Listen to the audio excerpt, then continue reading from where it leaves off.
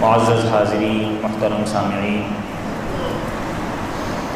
میرے واجب الاحترام بھائیوں، دوستوں، بزرگوں،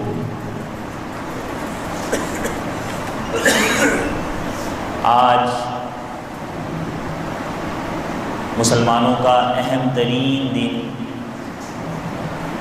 اہم ترین تہوار، مسرت، خوشی کے لمحات اور اللہ رب العزت کی اہم ترین عبادت ادائیگی قربانی عید الاضحیٰ کا دن ہے۔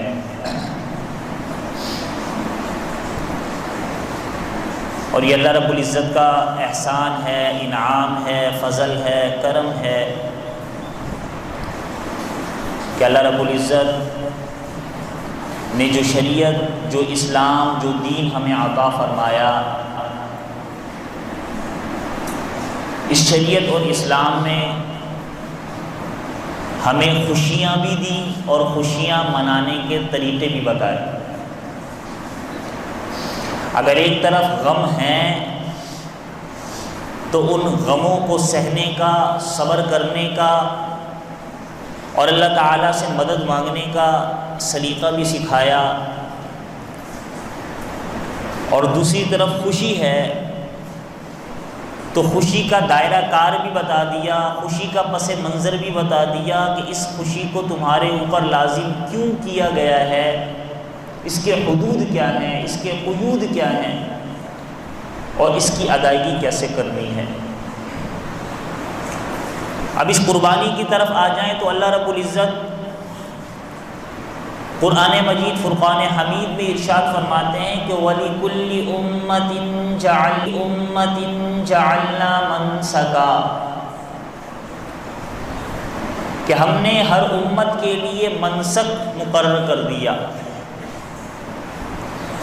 جو قربانی ہے اس کے لیے مختلف الفاظ قرآن و حدیث میں استعمال ہوئے ہیں۔ قربانی کا لفظ بھی استعمال کیا گیا، اذ قربا قربانا،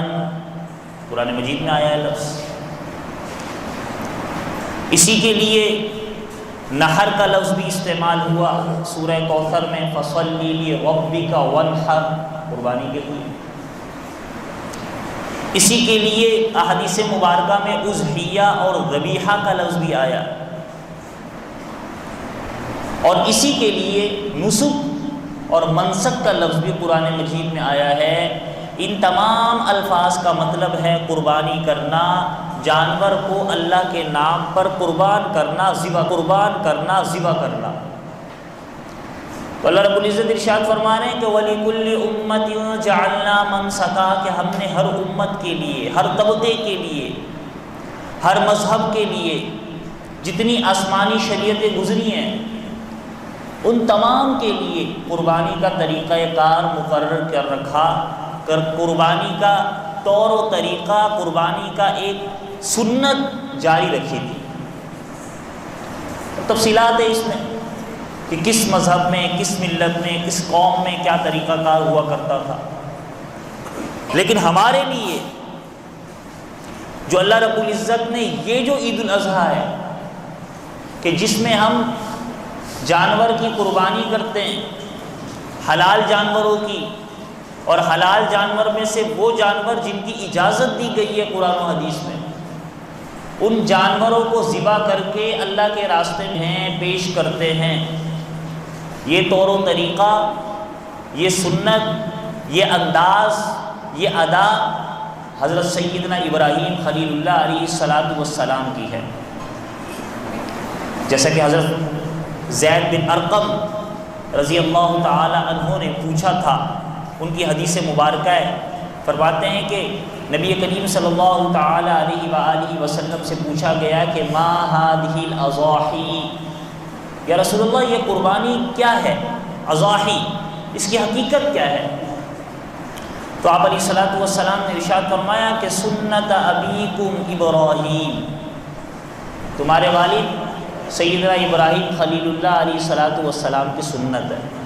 ان کا طریقہ ہے، ان کی ادا ہے۔ اللہ رب العزت کو ان کا وہ طریقہ، ان کی وہ ادا اتنی پسند آئی کہ اللہ رب العزت نے قیامت تک کے مسلمان نہیں پسند آئی کہ اللہ رب العزت نے قیامت تک کے مسلمانوں کے لیے اس ادا کو، اس طریقے کو مقرر فرما دیا، اور طریقہ بھی ایسا، وہ آپ نے پورا واقعہ سنا ہے، میں اس واقعے کی طرف نہیں جاتا، طریقہ بھی ایسا کہ سیدنا ابراہیم خلیل اللہ علیہ الصلوۃ والسلام کی ادا جانور ذبح کرنا نہیں تھا، ان کا طریقہ، انہوں نے جو خواب دیکھا تھا وہ تو بیٹے کو ذبح کرنے کا تھا، لیکن اللہ رب العزت نے اس طریقے کو جاری فرمانا تھا، اور ایسا ہو نہیں سکتا تھا کہ بیٹے کو ذبح کیا جائے، تو اللہ نے احسان ہم پر فرمایا۔ سیدنا ابراہیم خلیل اللہ علیہ الصلوۃ والسلام تو تیار تھے، اللہ رب العزت نے انعام ہم پر فرمایا کہ اس بیٹے کی قربانی کے بجائے اللہ رب العزت نے جنت سے مینڈھا لائے اور مینڈھا بھیج کر اس کی قربانی حضرت سیدنا ابراہیم خلیل اللہ علیہ الصلوۃ والسلام کے دست اقدس سے کروا کر اس سنت کو، اس ادا کو قیامت تک کے مسلمانوں کے لیے مقرر فرما دیا۔ اور یہ سنت، یہ ادائیگی صرف یہ نہیں ہے کہ ہم اس واقعے کو دہرا رہے ہیں، ہم کاپی کر رہے ہیں، نہیں۔ ایک ہوتی ہے کسی چیز کی ظاہری صورت اپنانا، اور ایک ہوتا ہے اس کی روحانی صورت اپنانا۔ تو ظاہری صورت تو یہ کہ ہم نے جانور ذبح کر دیا، ظاہری صورت تو یہی ہے کہ ہم نے جانور ذبح کر دیا، لیکن اصل میں اللہ رب العزت ہمارے لیے کسی اور نبی کی کوئی سنت بھی، کوئی ادا بھی مقرر فرما سکتے تھے کہ بھئی فلاں نبی کی اس ادا کو دہرانا ہے، کہ اگر ہم واقعات اٹھائیں، ان کی قربانیاں اٹھائیں کہ کبھی جان پیش کر رہے ہیں آگ کے اندر، کبھی اولاد پیش کر رہے ہیں چھری کے نیچے، کبھی وطن سے بے وطن ہو رہے ہیں، کبھی مال جان سب کچھ قربان کر رہے ہیں، اللہ تعالیٰ سیدنا ابراہیم خلیل اللہ علیہ الصلوۃ والسلام کی اداؤں کو، طریقوں کو مقرر اس وجہ سے فرما رہے ہیں تاکہ امت کا ہر مسلمان یہ یاد رکھے کہ اسلام تب تک نہیں مل سکتا، تب تک حاصل نہیں ہو سکتا جب تک قربانی پیش نہیں کی جائے گی، جان کی قربانی، مال کی قربانی، وقت کی قربانی، گھر بار کی قربانی، ہر چیز کی قربانی پیش کرو گے تب اللہ کا دین اس دنیا پر نافذ ہو سکتا ہے، تب اللہ کا دین ہمارے جسموں پر، ہمارے معاشرے پر نافذ ہو سکتا ہے۔ ہم دیکھ سکتے ہیں کہ جن لوگوں نے قربانیاں پیش کی، جن لوگوں نے اپنے آپ کو کھپایا اس دین کے لیے، ان کے سامنے رشتہ دار آئے، اولادیں آئیں، کچھ بھی آ گئے، مال و دولت بھی آیا، بڑے بڑے عہدے مناصب بھی آئے، لیکن سب کچھ قربان کیا، کامیاب ہوئے افغانستان کی صورت میں ہمارے سامنے۔ تو دین قربانی مانگتا ہے، اور یہی قربانی سیدنا ابراہیم خلیل اللہ علیہ الصلوۃ والسلام کے اس ادا، اس طریقے سے ہمیں حاصل ہوتی ہے۔